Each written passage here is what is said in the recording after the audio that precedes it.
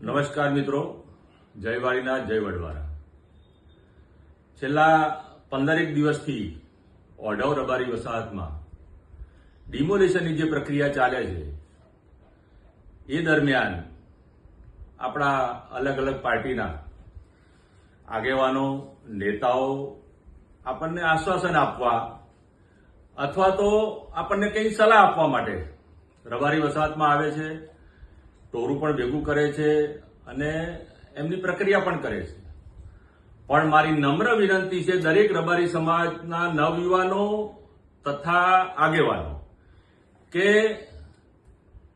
જે આપણી માગણી છે, વાસ્તવિક માગણી છે આપણી કે અમને 20 ફૂટનો રોડ કરી આપો અને અમને રાહત દરથી વેચાણ આપો, એવી આપણી માગણી છે.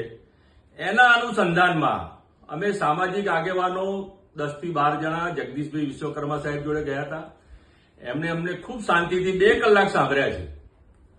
ઘણા લોકોનું કહેવું છે કે જગદીશભાઈ કંઈ કીધું નથી, ના લોકો ખોટી અફવા ફેલાવે છે. તો અમે સમાજના આગેવાનો સાથે ગયા હતા એટલે અમે ખોટી ભ્રામક વસ્તુ ક્યાંય ફેલાવતા નથી. પણ એમને ખૂબ શાંતિથી અમને સાંભળ્યા છે. એમને કીધું છે કે હું મુખ્યમંત્રી જોડે તમને મીટિંગ કરાવું, તમને રાહત દરે જે રીતે મકાનો મળતા હોય રીતે રાહત દરે હું તમને અપાવું છું. અને રહી વાત 20 ફૂટની, એમણે અમારી સામે કમિશનરશ્રીને ફોન કર્યો કે આજ પછી એક ઈંટ પડવી ના જોઈએ રબારી વસાહતમાં. જ્યાં સુધી આ 20 ફૂટના રોડ માટેની અમારી માગણી છે એ પૂરી ન થાય, જ્યાં સુધી અમારા વેચાણ મકાન લેવાના છે એ પૂરી ન થાય, ત્યાં સુધી અમને કમિશનરને ફોન કર્યો છે.